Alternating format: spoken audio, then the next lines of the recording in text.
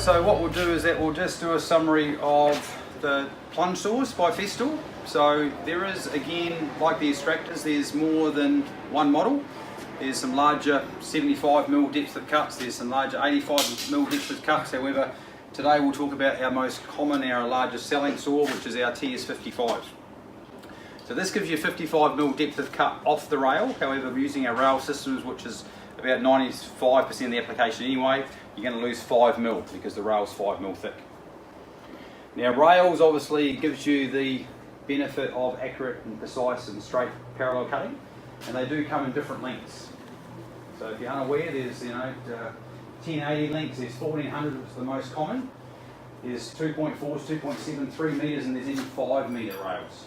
Now clearly these are not very transport friendly, but they're okay if you're working in a workshop. You can join rails together. Okay, so that's why I just want to show you this little prop here that I've got. So this is just showing you a few other little accessories. So clearly a couple of rail connectors with little pinched grub screws, and you can join the front, and you can see you're joining also through the back here. And this allows you to keep the rail parallel and straight, and then we can just zip those up. But you can join any number of rails together. Now if you're joining more than 2 rails together, you're joining 3, you just sort of may vary like 1/2 mil variance, so you need to clamp really at both ends or secure your work. A couple of other little accessories I just want to talk to you about. We do have little rail stops. So if you're doing repetitive work, or if you're doing a large plunge, the back of the saw will sit into the little rail stop and eliminate the rail from kicking back or sliding back on your rail when you plunge through as well.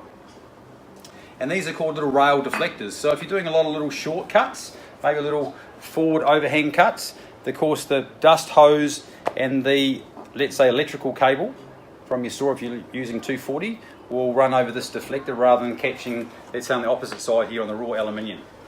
Okay, so it's just another little nice little accessory that you can get with Festool. And then you may be very familiar with clamps. So if you are using a work table where you have the ability to put your rail on the substrate, then you have the ability to slide a clamp underneath your substrate and clamp up. So the rail's not going to go anywhere. However, if you are just cutting flooring, you've got nowhere to clamp. So very cleverly, Festool made sure that on the underside of the rail you had a couple of little sponge strips. So unless there's a lot of surface dust, if the floor is clean, with those sponge strips and the saw on the rail, it actually is pretty secure with you working along the rail. So very few times will it actually slide out of place anyway.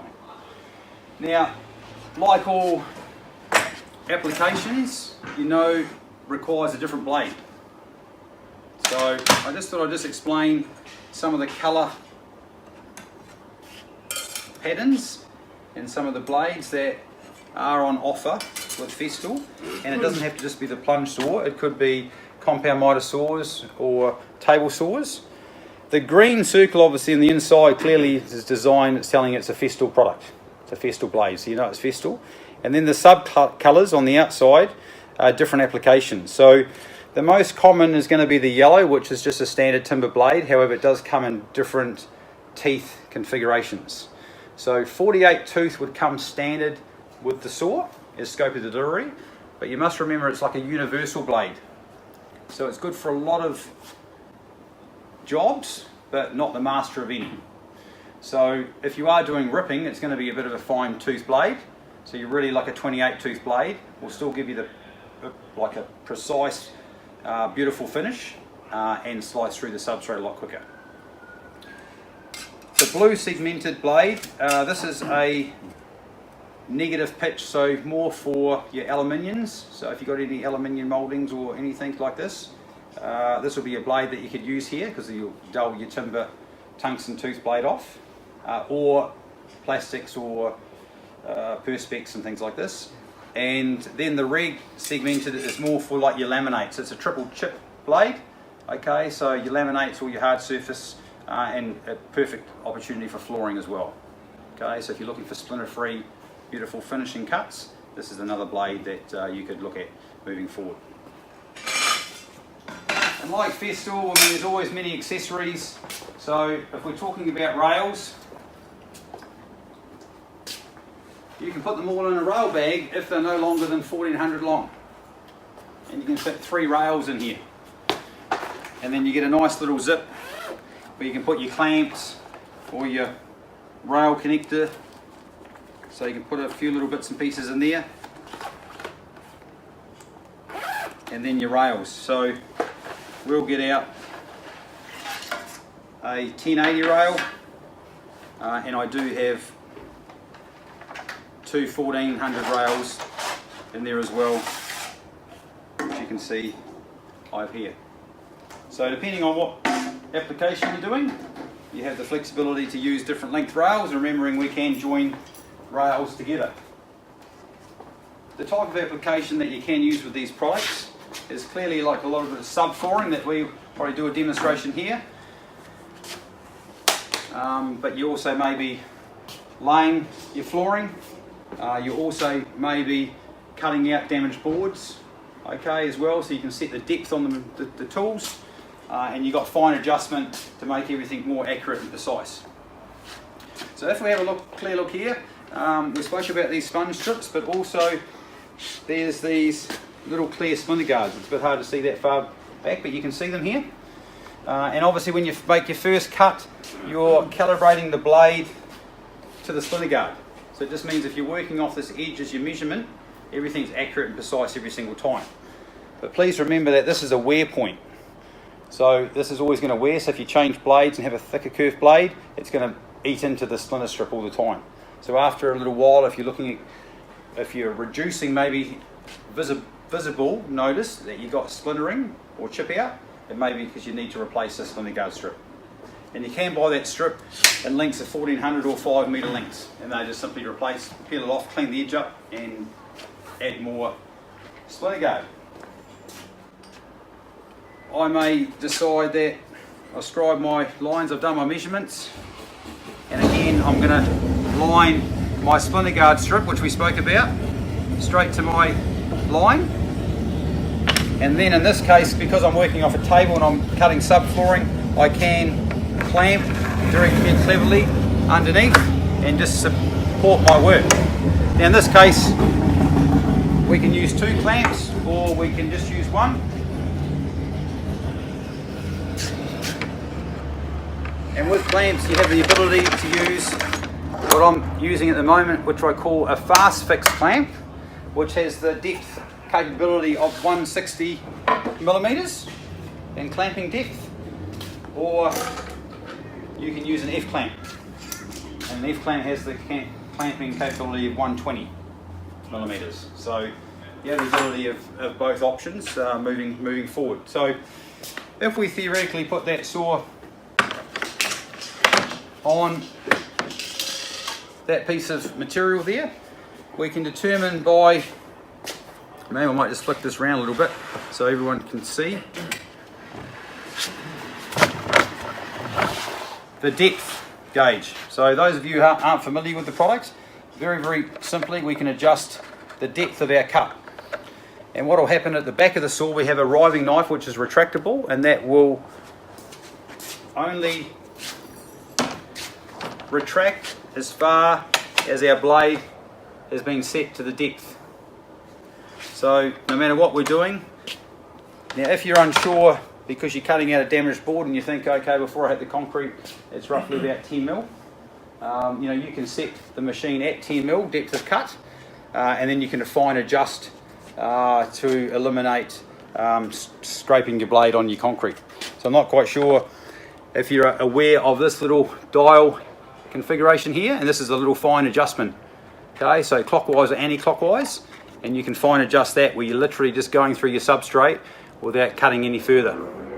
Also, if you get your blade sharpened, you can recalibrate your saw to the actual depth, because you may lose a little bit of let's say diameter size from your blade. So what we would do here is that we would set this back to 0, and then we'll plunge our blade down to the surface of the work, and we can just see if we can just move our blade.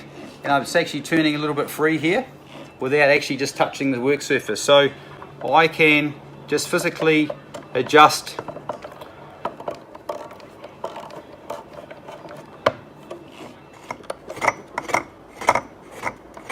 Okay, so I've recalibrated the blade by fine adjusting here, now that the blade is going to work perfectly now off our measurement. Okay, so you have that flexibility if you need it. Now, if we put the saw on the rail, if you're unaware what this little perspex guard is, yes, you can see where your front blade is passing, but you'll notice that if you take it out, it's got a little flush face on it. So that's to assist when you pass through your material that the dust doesn't bloom out the front. So what you can do is you just push this down, okay, and then that offers a little position point at the front here that eliminates the dust from escaping out the front once we pass through the cut. So let's set this saw up. This is our electric version. So we have a little pivot here where we can add our dust hose, and then we can grab our lead. Now you notice that many of the tools work off these plug-it leads. So if you've got a multiple of tools, you've got a multiple of leads.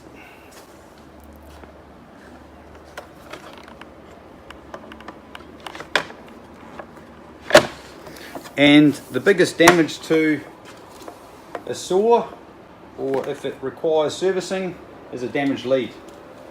So if you've got a secondary lead, it eliminates a lot of your downtime.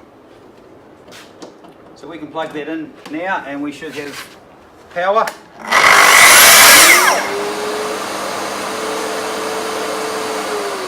Take our timber into consideration, obviously, with our depth. We've got a couple of position points on the front here, which tells us where the blade is going to come through, and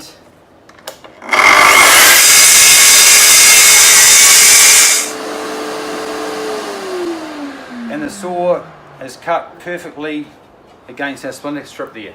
Now, if you are doing any undercutting or beveling the saw to any degree, it does not cut back into the splinter guard. It will actually cut directly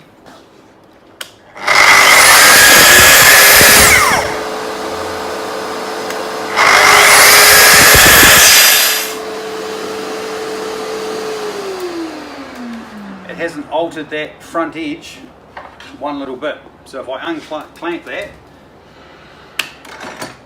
which is a very good indicator of how accurate the product is. So at any stage, please come up, and you can see that edge there hasn't altered from that 90-degree cut, where any other product will actually eat into that first cut position, which gives you, I suppose, peace of mind that you're buying quality, accurate tooling. And then of course you just have the flexibility of electric to cordless.